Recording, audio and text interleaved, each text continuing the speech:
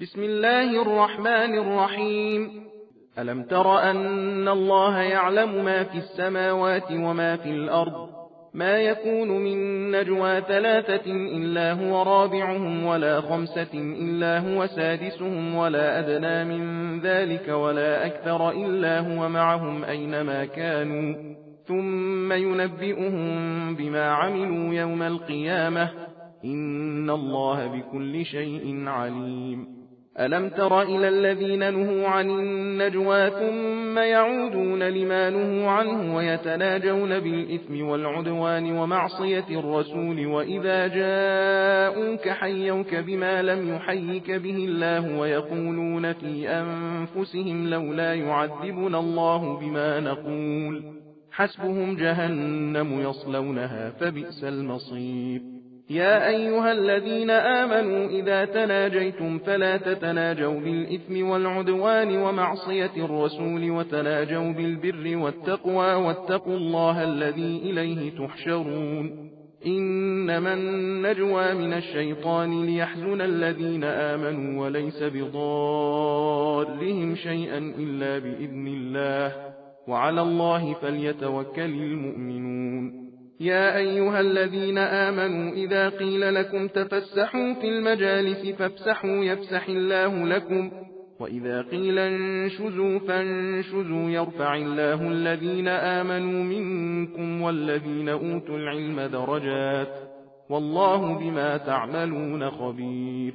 يا أيها الذين آمنوا إذا ناجيتم الرسول فقدموا بين يدي نجواكم صدقة ذلك خير لكم وأطهر فإن لم تجدوا فإن الله غفور رحيم. أأشفقتم أن تقدموا بين يدي نجواكم صدقات فإذ لم تفعلوا وتاب الله عليكم فأقيموا الصلاة وآتوا الزكاة وأطيعوا الله ورسوله والله خبير بما تعملون. ألم تر إلى الذين تولوا قوما غضب الله عليهم ما هم منكم ولا منهم ويحلفون على الكذب وهم يعلمون أعد الله لهم عذابا شديدا إنهم ساء ما كانوا يعملون. اتخذوا أيمانهم جنة فصدوا عن سبيل الله فلهم عذاب مهين. لن تغني عنهم أموالهم ولا أولادهم من الله شيئا أولئك أصحاب النار هم فيها خالدون.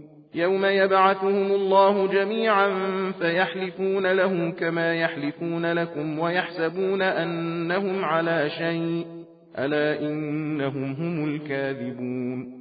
استحوذ عليهم الشيطان فأنساهم ذكر الله أولئك حزب الشيطان ألا إن حزب الشيطان هم الخاسرون. क्या तुमको मालूम नहीं कि जो कुछ आसमानों में है और जो कुछ जमीन में है गरज सब कुछ खुदा जानता है। जब तीन आदमियों का खुफिया मशवरा होता है तो वो खुदा उनका जरूर चौथा है और जब पांच का मशवरा होता है तो वो उनका छठा है और उससे कम हो या ज्यादा और चाहे जहां कहीं हो वो उनके साथ जरूर होता है। फिर जो कुछ वो दुनिया में करते रहे कयामत के दिन उनको उससे आगाह कर देगा। बेशक खुदा हर चीज से खूब वाकिफ है। क्या तुमने उन लोगों को नहीं देखा जिनको सरगोशियां करने से मना किया गया था? गरज जिस काम की उनको मुमानियत की गई थी उसी को फिर करते हैं और लुत्फ तो ये है कि गुनाह और बेजा ज्यादती और रसूल सल्लल्लाहु अलैहि वसल्लम की नाफरमानी की सरगोशियां करते हैं। और जब तुम्हारे पास आते हैं तो जिन लफ्जों से खुदा ने भी तुमको सलाम नहीं किया उन लफ्जों से सलाम करते हैं और अपने जी में कहते हैं कि अगर ये वाकई पैगंबर हैं तो जो कुछ हम कहते हैं खुदा हमें उसकी सजा क्यों नहीं देता? ऐ रसूल सल्लल्लाहु अलैहि वसल्लम, उनको दोज़ख ही की सजा काफी है जिसमें वो दाखिल होंगे, तो वो क्या बुरी जगह है। ऐ ईमानदारों, जब तुम आपस में सरगोशी करो तो गुनाह और ज्यादती और रसूल सल्लल्लाहु अलैहि वसल्लम की नाफरमानी की सरगोशी न करो बल्कि नेकोकारी और परहेजगारी की सरगोशी करो और खुदा से डरते रहो जिसके सामने एक दिन जमा किए जाओगे। बुरी बातों की सरगोशी तो बस एक शैतानी काम है और इसलिए करते हैं ताकि ईमानदारों को उससे रंज पहुंचे। हालांकि खुदा की तरफ से आजादी दिए बगैर सरगोशी उनका कुछ बिगाड़ नहीं सकती और मोमिनीन को तो खुदा ही पर भरोसा بھروسہ رکھنا چاہیے۔ اے ایمانداروں، جب تم سے کہا جائے کہ مجلس میں جگہ کشادہ کر دو تو کشادہ کر دیا کرو،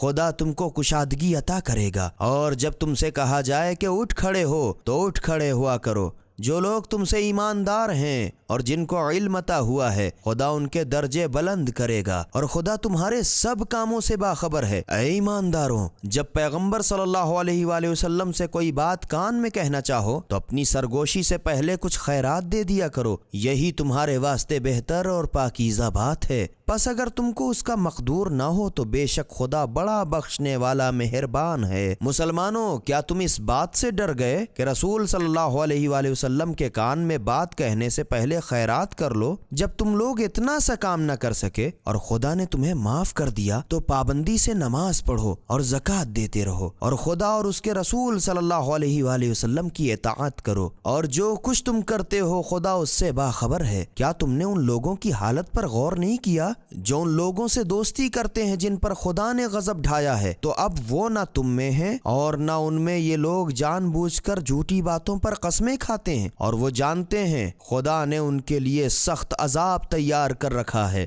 اس میں شک نہیں کہ یہ لوگ جو کچھ کرتے ہیں بہت ہی برا ہے۔ ان لوگوں نے اپنی قسموں کو سپر بنا لیا ہے اور لوگوں کو خدا کی راہ سے روک دیا، تو ان کے لیے رسوا کرنے والا عذاب ہے۔ خدا کے سامنے ہرگز نہ ان کے مال ہی کچھ کام آئیں گے، نہ ان کی اولاد۔ یہی لوگ جہنمی ہیں کہ ہمیشہ اس میں رہیں گے۔ جس دن خدا ان سب کو دوبارہ اٹھا کر کھڑا کرے گا تو یہ لوگ جس طرح تمہارے سامنے قسمیں کھاتے ہیں اسی طرح ان کے سامنے بھی قسمیں کھائیں گے، اور خیال کرتے ہیں کہ وہ راہ ثواب پر ہیں۔ آگاہ رہو، یہ لوگ یقیناً جھوٹے ہیں۔ شیطان نے ان پر قابو پا لیا ہے اور خدا کی یاد ان سے بھلا دی ہے۔ یہ لوگ شیطان کے گروہ ہیں، سن رکھو کہ شیطان کا گروہ گھاٹا اٹھانے والا ہے۔